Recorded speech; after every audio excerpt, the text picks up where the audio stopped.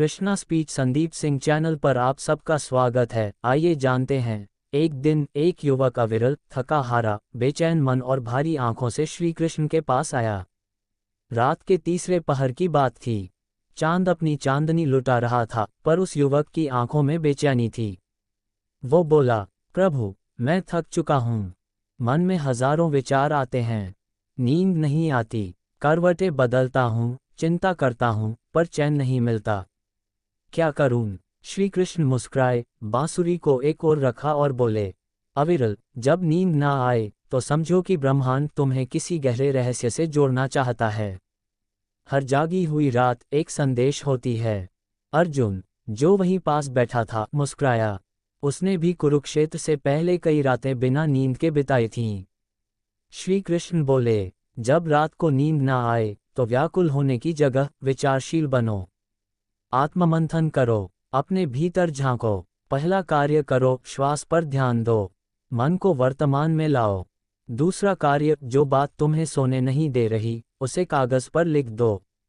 शब्दों में डालने से वो डर, वो चिंता छोटी लगने लगेगी। तीसरा कार्य, अगर मन में ऊर्जा हो तो कुछ रचनात्मक करो, पढ़ो, लिखो, ध्यान करो।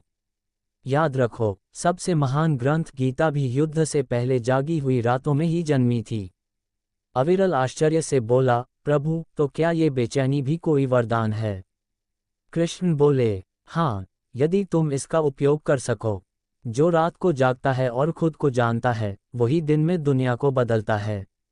रातें तुम्हारा सच्चा चेहरा दिखाती हैं, क्योंकि वहाँ कोई मुखौटा नहीं होता, कोई दिखावा नहीं होता।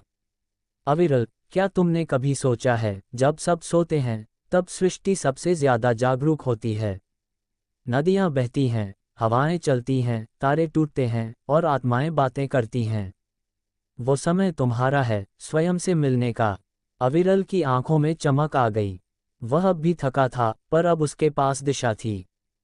कृष्ण ने धीरे से अपनी बांसुरी उठाई, एक मधुर सुर छेड़ा और बोले, रात की नींद मत कोसो, उसे समझो। कभी कभी जीवन तुम्हें सोने नहीं देता, क्योंकि वह चाहता है कि तुम जागो भीतर से। योजक चिन्ह, योजक चिन्ह, योजक चिन्ह। सीख, जब रात को नींद न आए तो परेशान मत होइए। वह समय आत्मा मंथन, आत्मनिर्माण और आत्मज्ञान का हो सकता है।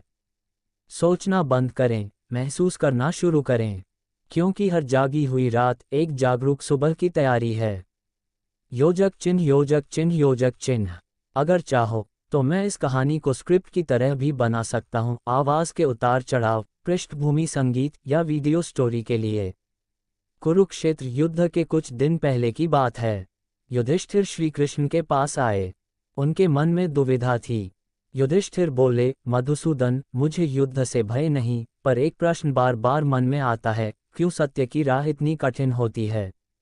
कृष्ण मुस्कुराए, बोले, युधिष्ठिर, आज तुम्हें एक कहानी सुनाता हूँ। एक ऐसी कहानी जो तुम्हारे इस प्रश्न का उत्तर खुद देगी। कहानी गोपीनाथ का सत्य। हस्तिनापुर के पास एक छोटा सा गांव था। वहां एक बुजुर्ग किसान रहते थे, गोपीनाथ।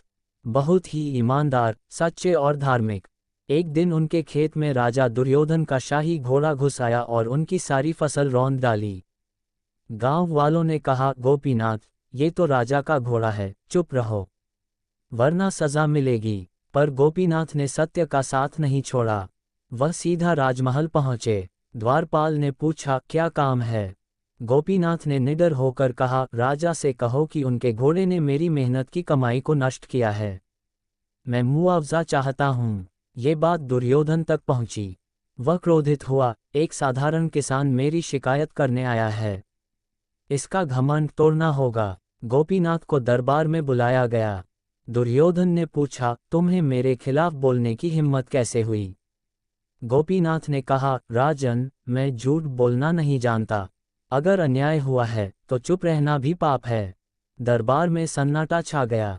दुर्योधन ने क्रोध में आदेश दिया, इसे कोड़े मारो, ताकि अगली बार कोई मेरे सामने सच कहने की हिम्मत न करे। गोपीनाथ को पीटा गया, खून बहा, पर उसका सिर झुका नहीं। योजक चिन्ह, योजक चिन्ह, योजक चिन्ह।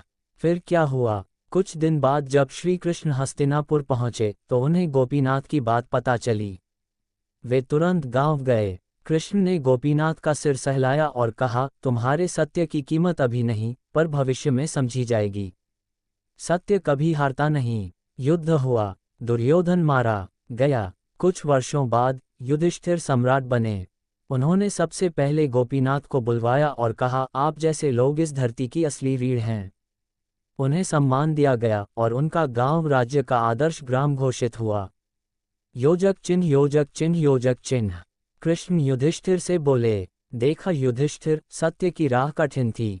गोपीनाथ को पीड़ा सहनी पड़ी, अपमान झेलना पड़ा, पर अंत में सत्य की ही विजय हुई।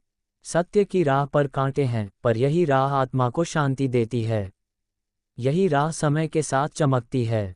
योजक चिन्ह, योजक चिन्ह, योजक चिन्ह। सीख, जब तुम्हें लगे कि झूठ बोलकर बच सकते हो या गलत के साथ चलकर लाभ पा सकते हो, तो एक बार उस गोपीनाथ को याद करना, जो मारा गया, झुका नहीं, और अंत में उसका नाम इतिहास में दर्ज हो गया। सत्य परेशान हो सकता है, पर पराजित नहीं। श्री कृष्ण। योजक चिन्ह, योजक चिन्ह, योजक चिन्ह। अगर चाहो तो इस कहानी को वीडियो स्क्रिप्ट या नाट्य रूपांतरण में भी बदल सकता हूँ। बताओ कैसे चाहिए। वीडियो अच्छी लगी हो तो इस चैनल को सब्सक्राइब जरूर करें। धन्यवाद।